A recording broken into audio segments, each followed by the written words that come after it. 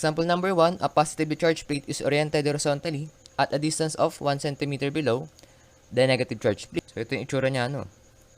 So, ito yung ating positively charged plate. And then, siya ay nasa, below the negatively charged plate.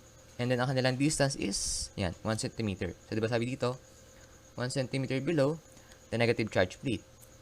And then, lastly, so, parallel sila sa isa't isa. So, A, if an electron is released from the rest at the upper plate, so ito yung ating electron. So, ang question is, what is the initial acceleration ng electron na yan? Analyze natin kung ano yung mga nag-cause para magkaroon ng acceleration ng ating electron. So, first, syempre, meron tayong acceleration due to gravity. So, di ba ang ating acceleration is negative 9.8 meter per second squared. So, what will happen kung meron tayong negatively charged and positively charged plate? So, di ba alam natin na kapag positively charged, ang kanyang electric field is outward. So, meaning, anywhere sa point na to or sa plate na to, so, outward lahat ng electric field. And then, ito ay negatively charged, so dapat ito is, pa-inward naman yung kanyang, electric field. Tama, di ba? Pero, ang concern lang naman natin is yung electric field sa loob ng plate na yan. So, kung titingnan natin, so, pasaan ang ating electric field or ang total electric field. So, entering to negatively charged plate. So, kaya itong ating electric field. Yan. And then, sabi dito nga, so, electric field emerge from positively charged plate entering negatively charged. And for A, so, since the electric field is upward and given ka ng electron, so, ano magiging direction ng ating force? So, di ba, dahil negatively charged yung ating test charge, meaning, magiging downward yung ating force. Tama, di ba? So, kung ang ating force is downward, so therefore, yung ating acceleration is downward din. And for the present forces, so, ano ba yung mga present forces natin dito? So, una, meron kang charge, di ba? Tapos, nakaramdam siya electric field, so therefore, meron na tayong electric force. And then, due to gravity, so magkakaroon din tayo ng weight, syempre. So, yan. Dalawa lang. So, the present forces are electric force and weight. And since may acceleration yung ating object, so, ang gagamitin natin is yung Newton's second law of motion, wherein summation of forces is equal sa mass times acceleration. And since dalawa lang ating forces, so, yan. Summation ng ating force must be equal sa electric force plus weight. And then, ang gawin natin, isubstitute natin itong summation ng ating forces dito sa ating formula. So, substituting. So, eto, papalit natin dito. So, kaya magiging ganito ang ating formula. Where ang ating electric force ay equal sa electric field times charge. And then, yung weight naman natin is equal sa mass times gravity. So, by substituting, so, ang gagawin natin, eto, papalitan natin eto. Itong weight naman, papalitan natin ng mg. So, kaya magiging EQ plus mg is equals to mass times acceleration. And since yung A lang naman hinahanap natin, di ba yung acceleration na naman ang ating concern? So, yan. Hanapin natin yung A. So, for A, ang gawin natin, multiply both sides by 1 over m. Yan. Mag-arrive tayo sa ganitong equation. So, acceleration is equal sa E times Q plus mass times gravity all over mass or m. Substitute natin mga values. Pero syempre, check muna natin kung available na ba itong mga variable na to. So, electric field, given na ba? So, ito yun. So, sabi dito, assume in all cases that electric field between the plates is uniform with a magnitude of 1.0 times 10 raised to 4 Newton per coulomb. So, okay na tayo dito. So, charge ng electron, so meron na din yan, constant yon. And then, mass na electron, meron na rin. So, ito rin din yon. And then, yung gravity, so, meron tayo doon. So, negative 9.8 meter per second square. So, ibig sabihin, nakuha na natin si acceleration. So, A will be equal to 1 times 10 raised to 4 Newton per coulomb times yung charge niya is negative 1.602 times 10 raised to negative 19 coulomb plus yung ating mass is 9.11 times 10 raised to negative 31 kilogram times yung acceleration is negative 98 or 9.8 meter per second square. All over yung mass, which is 9.11 times 10 raised to negative 31 kilogram.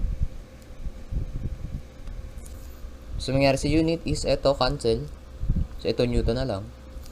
Ito, kilogram times meter per second square. So, Newton to. So, Newton plus Newton is Newton over kilogram. So, magiging meter per second square na lang, yung unit. And then, kapag kinompute yan, so magiging, so ang sagot dapat is negative 1.7586 times 10 raised to 15 meter per second square. So, ba't naging negative, sir? So, kasi kung titingnan natin, di ba, pa-downward yung kanyang motion. So, kaya negative yung acceleration natin.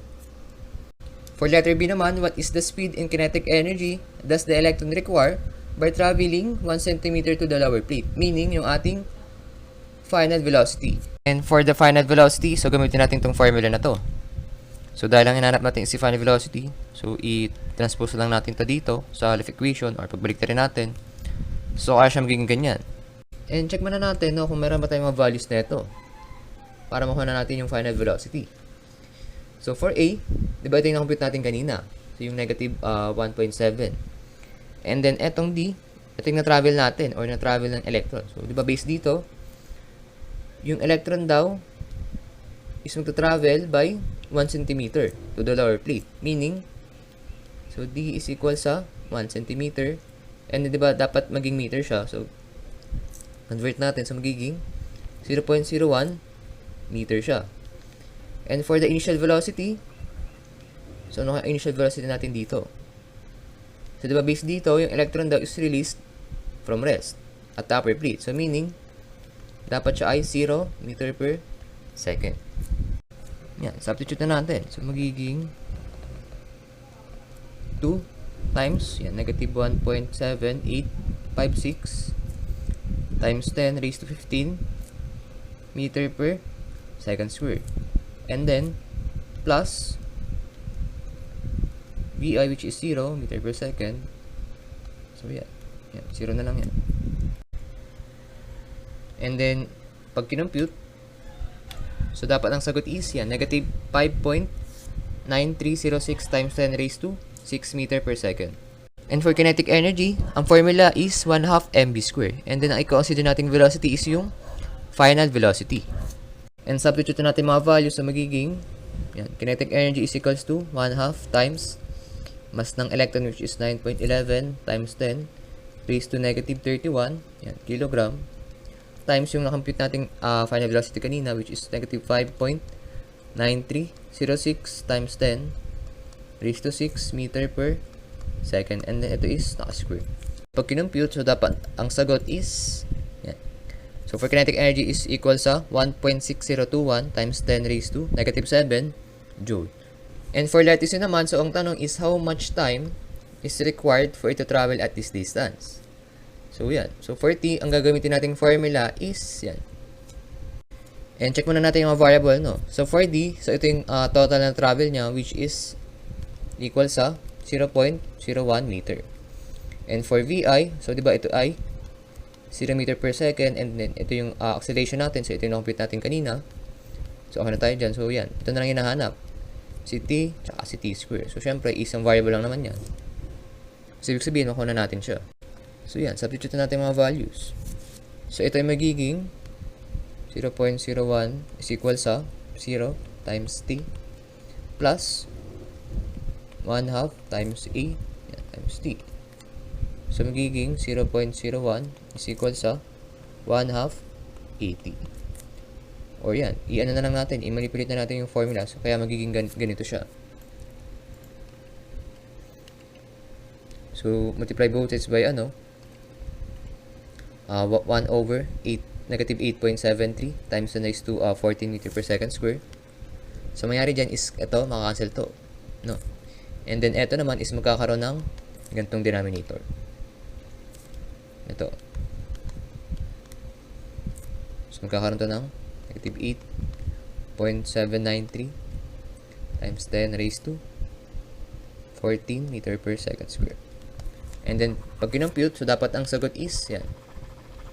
T is equals to 3.3823 times 10 raised to negative 9 seconds. example number 2, if we launch an electron into electric field in number 1, so di ba, ito yung kaninang ano natin, situation natin.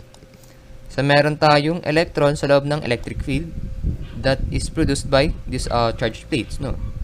Pero this time, meron na tayong horizontal initial velocity and ang magnitude niya is 2 times 10 raised to 6 meter per second. So ano mangyari kapag nagkaroon tayong velocity or initial velocity sa point na yan? So syempre, magkakaroon ka ng horizontal distance. Kaya ang hinahanap or ang tanong is, what is the horizontal distance can the electron travel? So ibig sabihin, mula dito, sa tapat na to, gaano yung travel niya horizontally. And at some time, yung ating electron is lalapag dito sa ating positively charged plate. So tama kaya na ganito ang trajectory natin? Pag ganyan. So kasi kung titingnan natin mabuti, meron tayong horizontal distance gawa na itong velocity na to. So syempre magkakaroon ka ng motion pa kanan. And then dahil sa ating acceleration due to electric field and due to gravity, so syempre magkakaroon tayo ng motion pababa. So kaya pag pinagsama natin yun, so yan, magiging paganyan siya. For horizontal distance, di ba ito yung hinahanap natin? Yung haba nung r na to. So di ba ang formula natin doon para sa displacement sa x is equals to v sub 0 x times t. Wherein di ba ang ating v sub 0 x, di ba ito yung ating initial velocity in x component. Pero sabi dito, horizontal to. Meaning, sa kanya na itong buo. No? So, 2 times 10 raised to 6 meter per second. And then yung ating initial velocity at y is 0. No? Or sama sabihin natin, ito is 0 degrees. No? So, yun. So, substitute na natin yung value. So, ito magiging x is equals to 2 times 10 raised to 6 meter per second.